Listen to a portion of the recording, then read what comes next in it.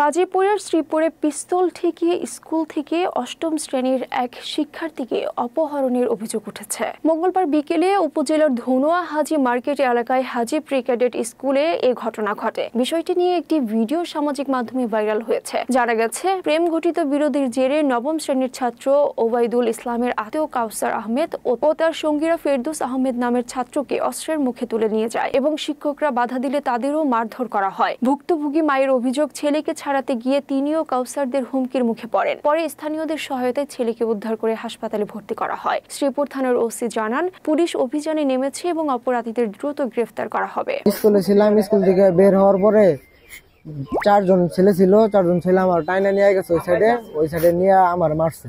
মারার পরে ওই চারজনের গার্জেন আইসা স্যার শুদ্ধা আমাকে বন্দুক ঠেকিয়ে আমার ওই 1 কিলোমিটার দূরে ওদের বাসার সামনে নিয়ে গেছে। ওই রাস্তা মারতে মারতে গেছে, ওই হানা যায় মারছে। একবারও শুট করে দিব, কথা কইস না, কথা কইলেই শুট করে দিব। তারা কিছু জানে নাই।